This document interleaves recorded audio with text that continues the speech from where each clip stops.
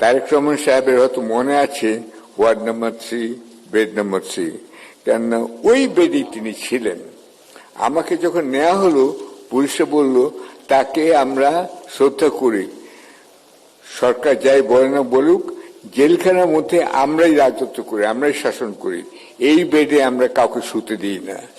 এতটাই শ্রদ্ধা করেন তারেক রহমানকে সাধারণ লোকরা।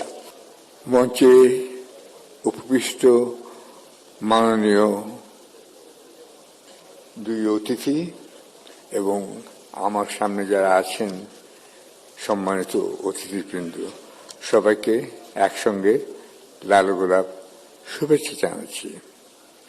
আমার বয়স 51, আমি বলেই বেড়াই, আমি বলতে পারেন কিছুটা হাসিনা রোগে আক্রান্ত হয়েছি। এই কারণে বয়স 51 তো অনেক কিছু কথা মনে পড়ে যায়, অনেক কিছু বলতে ইচ্ছে করে, কিন্তু সময় সংক্ষিপ্ত, আমি সেটা বলবো না।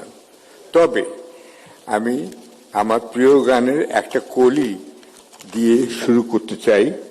সেটা হচ্ছে, যারা স্বর্গগত তারা এখনো জানে স্বর্গের চেয়ে প্রিয় জন্মভূমি, এসো স্বদেশ প্রেমের শিক্ষা লোভী তাদের চরণ চুমি। এই গানটি খুবই আমার প্রিয় গান, মুক্তির মন্দির সোপানো তলে। এই গানটি আপনারা শুনবেন। এই গানে কথা আছে, তারা কি ফিরিবে আর আজ এই সুপ্রভাতে। আপনারা সবাই এখানে এসছেন, তারাও এসছেন, উনি লন্ডন থেকে 6000 মাইল দূর থেকে এসছেন, কিন্তু তার মা এখানে নেই।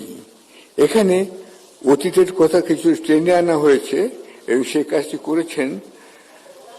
আমি যার সহবন্দী হবার সুযোগ পেয়েছিলাম, জনাব মাহমুদুর রহমান, তিনি কিন্তু জোর করে আমাকে তার রুমের পাশের রুমে নিয়ে এসেছিলেন। তিনি অত্যন্ত প্রভাবশালী লোক, জেলে এবং এখন বাইরেও। তাকে ধন্যবাদ যে তিনি আমার জেল জীবনটা অনেকটা সহনীয় করার চেষ্টা করেছিলেন। এখানে আরেকটা কথা বলতে চাই যে জেল জীবন যে কত খারাপ, এটা আপনারা যারা জেলে যাননি তারা বুঝবেন না। এখানে দুজন আছেন, তারা বুঝবেন। আমি ওনার রুমেই ছিলাম, কিন্তু উনি চলে যাওয়ার পরে। আমি সেসব বর্ণনা দিয়ে আজকে আপনাদের এই সুন্দর পরিবেশটা বিষণ্ণ করতে চাই না। আমি শুধু জনাব তারেক রহমানকে জানিয়ে রাখতে চাই, তিনি নিজেও জানেন না যে তিনি কি। সক্রেটিস একটা কথা বলেছিলেন, নো দাই সেলফ। আজ জীবনের শেষ প্রান্তে এসে আমি বুঝতে পারি, এই ছোটবেলায় আমি পড়েছিলাম ক্লাস 10-এ, নো দাই সেলফ, এটা এত বড় মূল্যবান কথা কি, কিন্তু এটা জানা দরকার। জানলে পরে অনেক কিছু করা সম্ভবপর জীবিত অবস্থাতেই। প্রেসিডেন্ট জিয়া রহমান জানতেন না যে তিনি কত পপুলার। তার জানাজাতে অবিস্মরণীয় লোক হয়েছিল তখন। আর তারপরে আমরা দেখলাম ম্যাডাম খালেদা জিয়া, তিনি যখন মহাপ্রয়াণ করলেন, তখন সারা বাংলাদেশি হয়ে গেল জানাজার একটা ক্ষেত্র। এটাও একটা অভূতপূর্ব ঘটনা, এটা বুঝতে হবে। তারেক রহমানও জানেন না যে তিনি আসলেই কত জনপ্রিয়। আমি যখন জেলে গেলাম, তখন জেল বন্দিরা সবাই তার কথা আমাকে জিজ্ঞাসা করত। সবচেয়ে বড় কথা, পুলিশরাই জিজ্ঞাসা করত, যারা আমার রক্ষক তারাই জিজ্ঞাসা করত, উনি কি জানেন কেমন আছেন। বলতাম, উনি তো লন্ডনে বহু দূরে আছেন, আর আমি আপনাদের এখানে আছি। জেলখানার মধ্যে আরেকটা জেলখানা কিন্তু আছে, সেটা কিন্তু সুরক্ষিত, সেটার নাম চম্পাকলি। এগুলো আপনারা ভবিষ্যতে জেনে নেবেন ওনার মুখ থেকেই। তারেক রহমান সাহেবকে একটা কথা বলতে চাই, যখন আমাকে শেষ পর্যন্ত একটা ডিভিশন দেয়া হলো, তখন আমাকে সরিয়ে নিয়ে দেওয়া হলো medical ward number 3, bed number 3। Tarique Rahman সাহেবের হয়তো মনে আছে ওয়ার্ড নাম্বার 3, বেড নাম্বার 3, কেননা ওই বেডেই তিনি ছিলেন। আমাকে যখন নেওয়া হলো, পুলিশে বলল তাকে আমরা শ্রদ্ধা করি, সরকার যাই বলে না বলুক, জেলখানার মধ্যে আমরাই রাজত্ব করি, আমরাই শাসন করি, এই বেডে আমরা কাউকে শুতে দিই না। এতটাই শ্রদ্ধা করেন তারেক রহমানকে সাধারণ লোকরা, এটা খুব ইম্পর্টেন্ট। এই জন্য আজকে আপনারা সব এখানে অসাধারণ লোক আছেন, অথচ আমরা কথা বলছি সাধারণ লোকের উন্নতির কল্পে, বাংলাদেশ আগামীতে কেমন হবে সেই কথাটা বলছি। সেই জন্য সাধারণ লোকের সঙ্গে তিনি যে দেখা করবেন, যাচ্ছেন উত্তর বাংলায়, এটা খুবই ভালো কথা।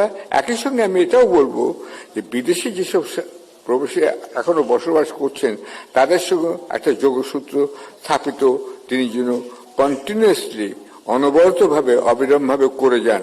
কারণ তিনি নিজে 17 বছর বাইরে ছিলেন, তিনি বুঝবেন যে কি অবস্থা দেশের, এবং এখন তিনি তাদেরকে বলতে পারবেন। জেলে যাওয়া বিষয়ে আমি আরেকটা কথা বলতে চাই। সকল বন্দীদের তুলনায়, মাফ করবেন আপনারা দুজন, সকল বন্দীর তুলনায় বেগম খালেদা জিয়া, আমি অবশ্য থেকে ম্যাডাম বলে ডাকতাম, তিনি তার জীবনটা কিন্তু, তার জীবন অত্যন্ত অসাধারণীয়। আমরা যখন নেলসন ম্যান্ডেলার কথা পড়ি তখন শুনি, এবং আমি জানি ম্যান্ডেলাকে, তার সঙ্গে কথা বলার সুযোগ, ইন্টারভিউ করার সুযোগ আমার হয়েছে। আচ্ছা, আমি 6 জন নোবেল লরেটের ইন্টারভিউ করেছি। তো সেইখানে তিনি আমাকে, আমি বলছি তোমার সবচেয়ে খারাপ সময় কোনটা ছিল? তিনি আমাকে বলেছেন, আমাকে 27 বছর জেলে রেখেছিল সেটা নয়, আমাকে যে ইট ভাঙতে হতো সেই ইটের কুচি দিয়ে আমার চোখ অন্ধ হয়ে গিয়েছিল। এটা ম্যান্ডেলা আমাকে বলেছিলেন। তাহলে সেটাই ছিল তার জীবনের অসাধারণ ঘটনা। ম্যাডাম খালেদা জিয়ার জেল জীবনের অসাধারণ ঘটনা কি সে বিষয়ে কিন্তু কথা বলা হয় না। এমনকি আমরা ভবিষ্যতে হয়তো তার জেল জীবনের কথা বলবো না, আমরা অতীত ভুলে যেতে চাই। তারেক রহমান দেখেছে নিশ্চয়ই লন্ডনে অতীতকে কিভাবে শ্রদ্ধা করা হয়। প্রত্যেকটা মানুষকে, প্রত্যেকটা ঘটনাকে, অতীতকে বারবার তুলে নিয়ে আসে বর্তমানে। কেন বর্তমানের ভিত্তি হচ্ছে অতীত, আর বর্তমানে হচ্ছে ভবিষ্যতের ভিত্তি।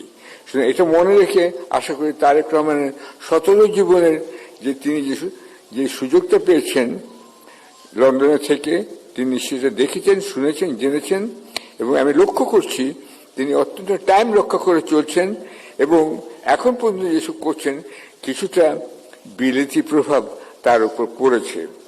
এটা যা আমি বলবো, তিনি একজন পরিবর্তিত মানুষ হয়ে গেছেন। এটা আমাদের সবার জন্য সৌভাগ্যের বিষয়। তারেক রহমানের কথা বলতে গিয়ে আবার আমি তার মার কথা বলতে চাই। তার অভাব আমি ব্যক্তিগতভাবে খুবই অনুভব করছি, আমার জন্য এটা মর্মান্তিক ঘটনা। কিন্তু আপনারা ভেবে দেখুন যে ম্যাডাম খালেদা জিয়া যখন জেলে ছিলেন, তিনি শুধু জেলবন্দি ছিলেন না, তিনি ছিলেন তার স্বজন থেকে বঞ্চিত বন্দী। আমি জেলে ছিলাম, সলিটারি কনফাইনমেন্টে ছিলেন, এখানে সবাই অনেকেই ছিলেন, কিন্তু তারা স্বজনদের সঙ্গে দেখা করার সুযোগ পেয়েছিলেন। ম্যাডাম জিয়ার বন্দি জীবনে তিনি কিন্তু স্বজনদের সঙ্গে দেখা করার সুযোগ পাননি। অর্থাৎ তারেক রহমান, কোকো রহমান, অথবা তাদের স্ত্রী এবং ম্যাডামের 3 নয়নমণি, 3 নাতনি, তার নয়নমণি, এদের সঙ্গে দেখা করার সুযোগ তিনি পাননি। কেন তারা লন্ডন থেকে আসতে পারতেন না, তারা এখানে জেলবন্দি হতেন। এই যে বিচ্ছিন্ন, পরিবার থেকে বিচ্ছিন্ন হওয়া, এটা কিন্তু জেল জীবনের ওই ইট ভাঙার চাইতেও আমি মনে করি আরো খারাপ। কারণ এটা মানসিকভাবে অনেকে অনেক দুর্বল করে ফেলেছিল, এবং তিনি প্রথম 2 বছর কোনো চিকিৎসার সুযোগই পাননি। আমি অত্যন্ত দৃঢ়ভাবে বিশ্বাস করি এই বিষয়ে একটা তদন্ত হওয়া দরকার, বিশেষ কমিটি হওয়া দরকার। কেন আমরা সবাই মরব। বিলেতে একটা কথা আছে, ট্যাক্স আর ডেথ আর আনঅ্যাভয়েডেবল। তো ঠিক আছে, আমরা সবাই মরব, কিন্তু কারো অকাল মৃত্যু হয়, কারো মৃত্যুটা আপনার দেরি করে করা যেতে পারে। এবং আমি মনে করি ম্যাডামের মৃত্যু কিছুটা অকাল মৃত্যুই বটে। কেন হলো, কেন তার চিকিৎসার সুযোগ দেওয়া হলো না, কেন তাকে আত্মীয় স্বজন থেকে বিচ্ছিন্ন রাখা হলো, এসব বিষয়ে একটা বিশেষ তদন্ত কমিটি গঠন করা উচিত। যাই হোক, এরপরে আমি আমার বক্তব্য সংক্ষিপ্ত রাখছি। তারেক রহমান সাহেব মত বিনিময় করতে চেয়েছেন, আমি 4-5টা বিষয়ের কথা উল্লেখ করব খুব সংক্ষেপে। 1 নম্বর, তিনি যদি নজর দেন বাংলাদেশ ব্যাংক থেকে কখনো যেন আর বিলিয়ন বিলিয়ন ডলার চুরি না হয়। এই জন্য একটা স্পেশাল কমিটি গঠন করতে হবে বলে আমি মনে করি। আপনারা জানেন যে সেখানে আইটি ব্যবস্থার ফাঁক ফোকরে আপনার রাকেশ আস্তানা নামে একটা লোককে, ইন্ডিয়ান, এইখানে জয় তাকে অ্যাপয়েন্টমেন্ট দিচ্ছে সিকিউরিটি রক্ষা করার জন্য।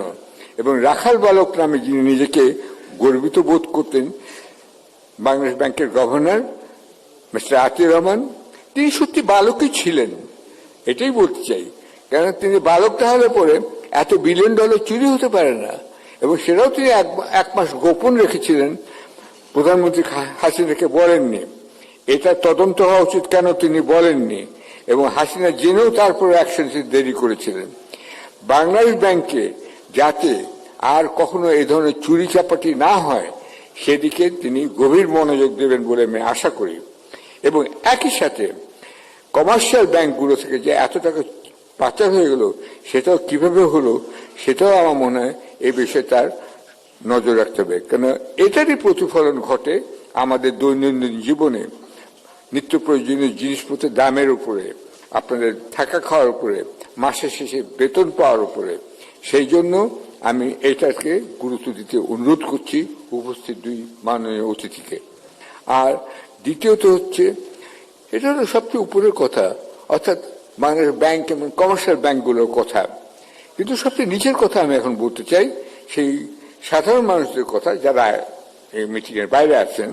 আমার ড্রাইভার থেকে শুরু করে বাড়ির বুয়া পর্যন্ত, কৃষক থেকে শুরু করে সাধারণ ব্যবসায়ীদের কথাও বলতে চাই। তাদের দৈনন্দিন খাবারপত্র যেন, জিনিসপত্রের দাম যেন সঠিক থাকে, তেল ফেল এবং তারা যেসব খাওয়া দাওয়া করেন, নিত্য প্রয়োজনীয় জিনিসের দ্রব্যমূল্য যেন তাদের আয়ত্তের মধ্যে থাকে, এটাও তিনি লক্ষ্য রাখবেন আমি আশা করি। 3 নম্বর, এটা রাখতে গেলে আবার আইন ও শৃঙ্খলা বাহিনী কিন্তু ঠিক রাখতে হবে। এবং আইন ও শৃঙ্খলা বাহিনীর মধ্যে আমি বিশেষভাবে চিহ্নিত করতে চাই পুলিশ বাহিনীকে। পুলিশ বাহিনীর একটা উভয় সংকটে ভুগছে। একদিকে তাদের সরকারের কথা নির্দেশ মানতে হয়, আরেকদিকে আন্দোলনকারীদের তাদেরকে দমন করতে হয়। কিন্তু কিভাবে?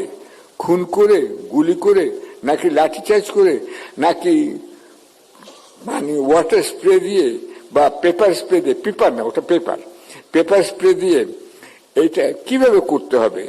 এইগুলো আপনাদের পুলিশ বাহিনীকে যে সঙ্গে রাখতে পারেন এবং পুলিশ বাহিনীকে নতুন নৈতিকতা, নৈতিক মূল্যবোধ দিতে পারেন, তাহলে আমি মনে করি আগামীতে যে সরকার গঠিত হবে তারা, এবং বিশেষত তারেক রহমানও যদি এই বিষয়ে যথার্থ পদক্ষেপ নেন, তাহলে পুলিশ বাহিনীকে নতুন সাজে সজ্জিত করা যাবে। আমি তাদের সঙ্গে কথা বলেছি বিভিন্ন পর্যায়ে। আমার একটা সুবিধা আছে, যেহেতু টেলিভিশনে উপস্থিত হয়েছি, আমার মুখ দেখলে চিনে ফেলে এবং আমাকে বিশ্বাসের, সরল বিশ্বাসের দ্বারা অনেক কথা বলে। আমি জানি যে এই যে সম্প্রতি একটা সমীক্ষা বেরিয়েছে, দেশের 70% মানুষ বিএনপিকে ভোট দিতে আগ্রহী, এই কথার মধ্যে সত্যতা আছে। কিন্তু এই আগ্রহটাকে ভোটে পরিণত করতে হবে এবং তারপরে ক্ষমতায় যেতে হবে, এই তো কথা। এই কথার মধ্যে কিন্তু পুলিশ বাহিনী চলে আসে। তাদেরকে যদি আপনারা নতুন নৈতিকতা, মূল্যবোধে আপনারা শিক্ষিত করতে পারেন, তারা কিন্তু প্রস্তুত আছে আপনার সাথে কথা বলার জন্য। আমার আরেকটা কথা হচ্ছে সাংবাদিকদের ব্যাপারে। সেটা হচ্ছে সাংবাদিকদের মত বিনিময়। আপনারা জানেন যে এখানে সর্বজনীন একটা ব্যবস্থা আছে পেনশনের। আমি মনে করি যে তারেক রহমান সাহেব যদি ক্ষমতা আসেন, তাহলে উপস্থিত সাংবাদিকদের যে পরিবার আছেন এবং যারা আছেন তাদের পেনশনের ব্যবস্থা করবেন সর্বজনীন সরকারের আইনের ভিত্তিতে। সাংবাদিকদের জন্য আলাদা আইন করতে হবে না, এটা আমার অনুরোধ থাকলো তার কাছে। ধন্যবাদ আমাকে এই কথাগুলো